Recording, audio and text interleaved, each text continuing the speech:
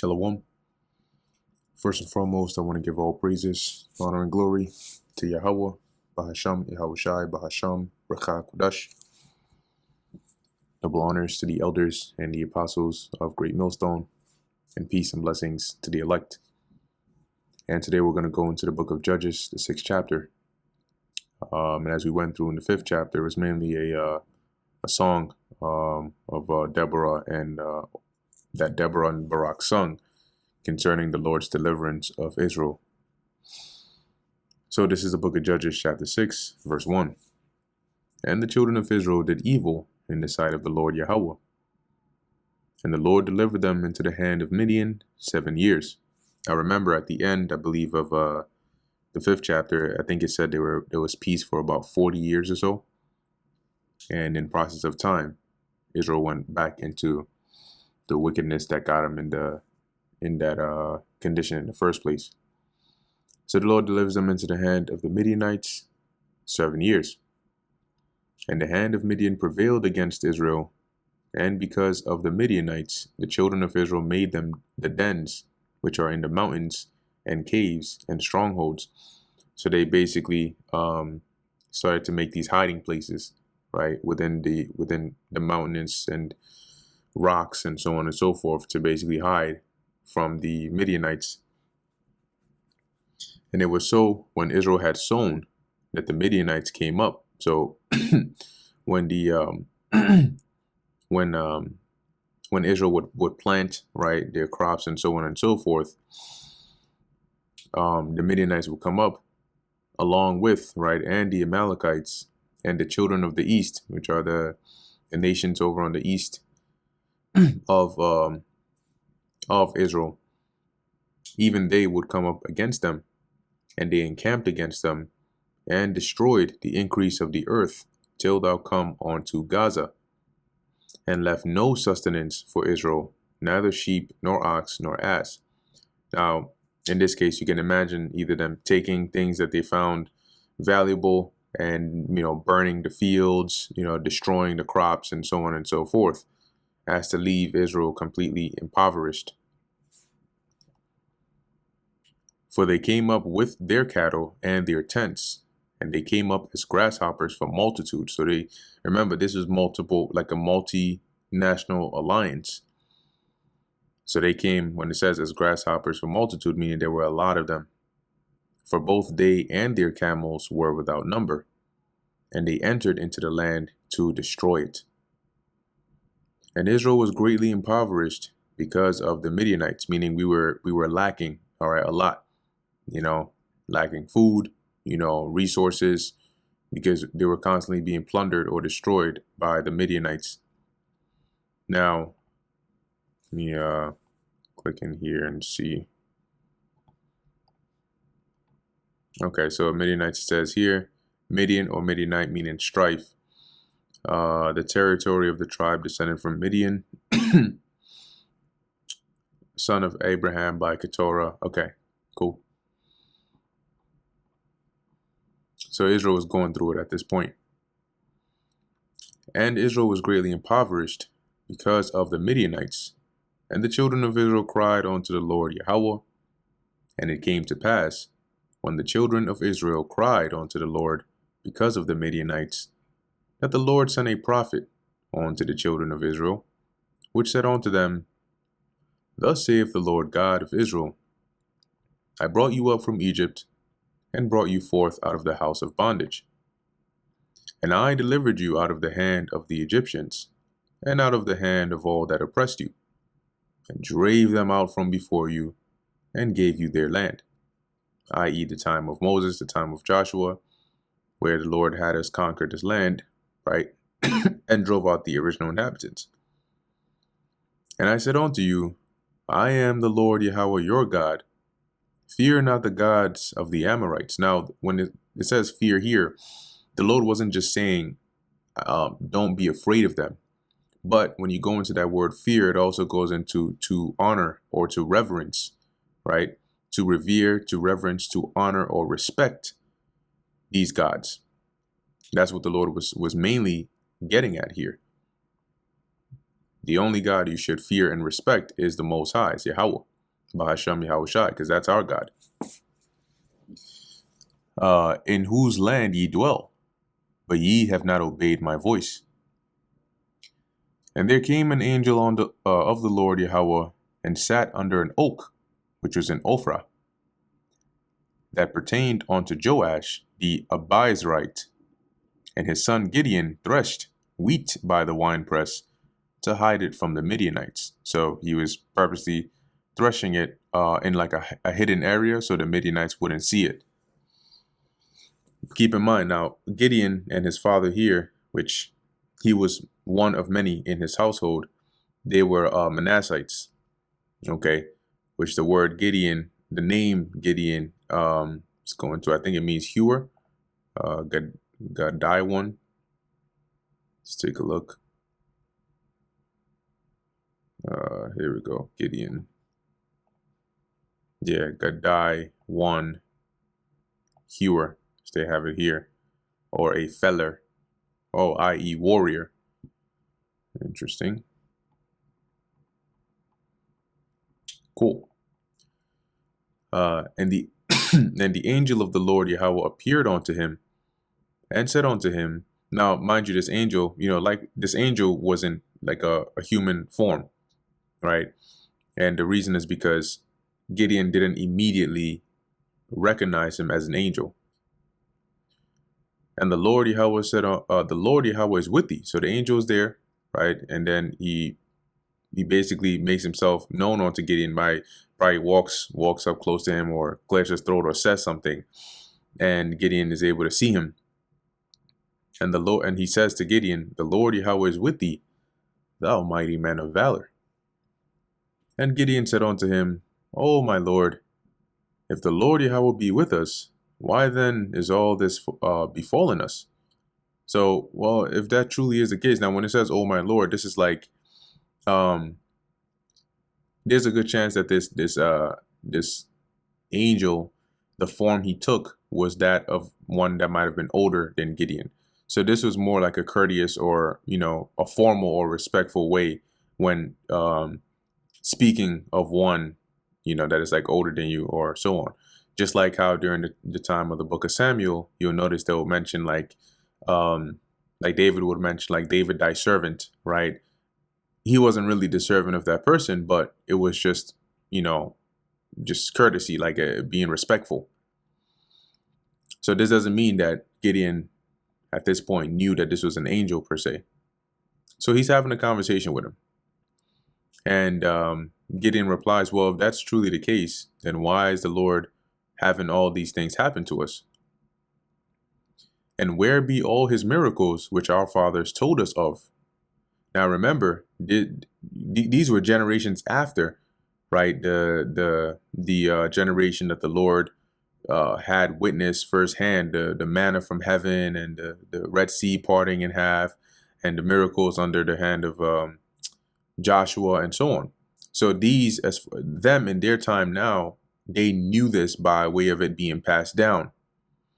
That's why he says, so all these miracles that our God, we were told that he performed, where are they now? Because we need it now more than ever.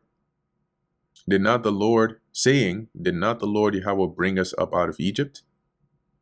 But now the Lord Yahweh hath forsaken us and delivered us into the hand of the Midianites. And the Lord looked upon him and said, go in this thy might, and thou shalt save Israel from the hand of the Midianites. Have not I sent thee? And this was the Lord speaking through his angel at this point. So Gideon is probably, the clocks are probably turning in his head now. And he said unto him, O my Lord, wherewith shall I save Israel? Behold, my family is poor in Manasseh, and I am the least in my father's house. So it's not like, we're the top family out there, and of everybody, I'm, I'm like, let's look into the word least. Possibly could go into youngest, or just, little, younger, youngest, right? Insignificant, as it says here. or probably youngest. And the Lord said unto him, Surely I will be with thee, and thou shalt smite the Midianites as one man. And what this means is, like, though the Midianites were a large army, they would be likened unto one man, that you would just basically be able to take out. And he said unto him, If now I have found grace in thy sight. So now at this point, Gideon is he's catching the drift that, okay, this might be an angel here that he's talking with. So as he says here, if now I have found grace in thy sight, then show me a sign that thou talkest with me. So confirm for me that truly this is, Most High that's speaking through you to me. So he says, Depart not hence, I pray thee, until I come unto thee and bring forth my present. So wait here until I'm going to bring an offering and set it before thee. And he said, I will tarry until thou come again. This being the angel that took the form of a man. And Gideon went in and made ready a kid, which is a baby goat, and unleavened cakes of an ephah of flour. The flesh he put in a basket, and put the broth in a pot, and brought it out unto him under the oak, and presented it. And the angel of the Lord said unto him, Take the flesh and the unleavened cakes, and lay them upon this rock, and pour out the broth, or pour it over it. And he did so. Then the angel of the Lord put forth the end of the staff that was in his hand, and touched the flesh and the unleavened cakes, and there rose up a fire out of the rock, and consumed the flesh and the unleavened cakes. Then the angel of the Lord disappeared out of his sight. And when Gideon perceived that he was an angel of the Lord Yahweh, Gideon said, Alas, O Lord Yahweh, for because I have seen an angel of the Lord face to face. So he was afraid because he figured, well, the scriptures say that no man, basically can see the face of the Lord and live. So he figured by seeing an angel face to face, he was cooked. He was going to die. And the Lord said unto him, Peace be unto thee. Fear not, thou shalt not die. Then Gideon built an altar there unto the Lord Yahweh, and called it Jehovah Shalom, which would be Yahweh Shalom, which is peace, right? Yahweh's peace, or peace of the Lord. On to this day, it is yet in Ophrah of the Abiezrites, which is like the clan of, or the family of which Gideon was from. And it came to pass the same night that the Lord said unto him, Take thy father's young bullock, even the second bullock of 7 years old, and throw down the altar of Baal that thy father hath, and cut down the grove that is by it. And build an altar of the Lord, or unto the Lord, Yahweh thy God, upon the top of this rock.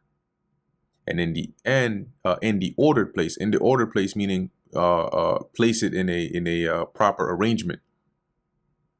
And take the second bullock and offer a burnt sacrifice with the wood of the grove which thou shalt cut. So the grove being the gathering of trees where they had probably set up some, a plate that was like a place designated where they would worship Baal, and then they had an altar for Baal. The Lord told Gideon, break down that altar and cut down those trees. And then the wood that you get from that, use that to offer a sacrifice of this bullock on this altar that you're going to build. Then Gideon took 10 men of his servants, and did as the Lord Yahweh said unto him. And so it was, because he feared his father's household, and the men of the city, that he could not do it by day, that he did it by night. So he waited till the nighttime, and then he did it, because then they wouldn't be able to catch him in the act, and he could escape if needed be, or deny it. And when the men of the city arose early in the morning, behold, the altar of Baal was cast down, and the grove was cut down that was by it, and the second bullock was offered upon the altar that was built. And they said one to another, Who hath done this thing? And when they inquired and asked, Hey, did anybody see who went and did this? They said, Gideon, the son of Joash, hath done this thing. Then the men of the city said unto Joash, Bring out thy son that he may die, because he hath cast down the altar of Baal, and because he hath cut down the grove that was by it. And Joash said unto all those that stood against him, Will ye plead for Baal? Will ye save him?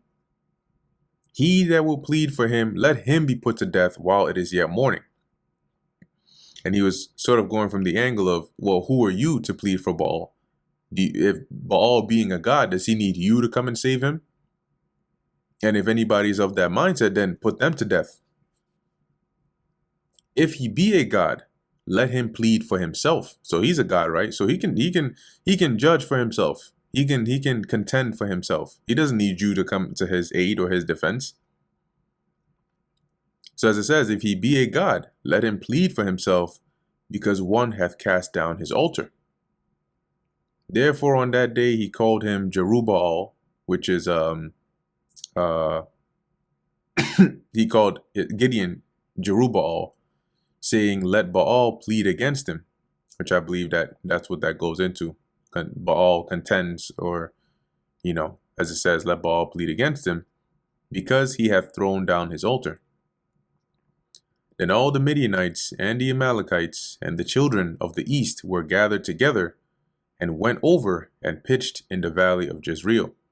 Now this is likely some time after the events of the 32nd verse, or the verses above had happened. So in process of time, the Midianites and the Amalekites and their armies gathered again.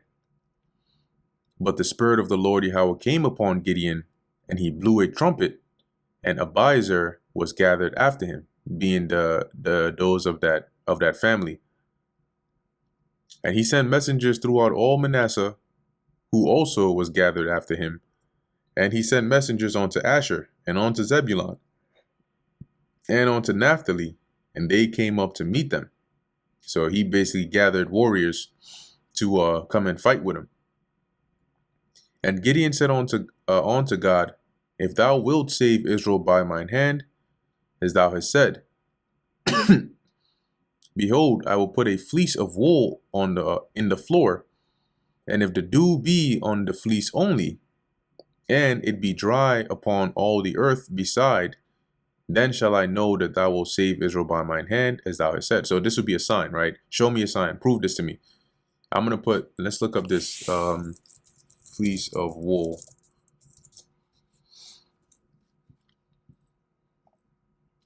So something like this, right? You can see here. These are all different examples. So probably on the grass or an open area, he says, I'm going to lay this here. And the dew, usually by the morning time when you go outside, the grass and stuff would be wet from the dew, which I believe that's caused by the reaction from during the nighttime. As the sun is down in certain areas, it gets colder, the temperature drops. And that coldness, once the sun starts to rise, the heat from it hitting against that coldness upon those plants and trees causes that, due to the temperature change, it causes the form to change into liquid. And hence you have that, that wetness upon the trees and so on, almost like as though it had rained, but it didn't rain. So that's the dew. And he's saying here, well, the sign is that the dew should only be on the fleece. So only the fleece should be wet, but the ground and everything else should be dry. And it was so, for he rose up early on the morrow and thrust the fleece together and wringed out the dew out of the fleece, a bowl full of water. And this scene is like, when you let me type this in here. See, squeezing water from clothes. Yeah, there you go. This is what it means when it says he wringed out the dew from out of the fleece. So he grabbed it, squeezed just like that, and then that's the water that came out of it. As it says, a bowl full of water. And Gideon said unto God, Let not thine anger be hot against me, and I will speak but this once. Let me prove, I pray thee, but this once with the fleece. So please don't get mad at me for constantly asking you to do this, but just one more time, just another sign for confirmation. Let it now be dry only upon the fleece, and upon all the ground let there be dew. So this time only the fleece should be dry, but the grass, everything else should be wet. So God did so that night, for it was dry upon the fleece only, and there was dew on all the ground. And that brings us to the end of the book of Judges, the 6th chapter. Lord willing, that was edifying to the elect. In closing, I want to give all praises, honor, and glory to Yahweh, Bahasham Yahweh Shai, Bahasham Recha Kodash. Until next time, Shalom.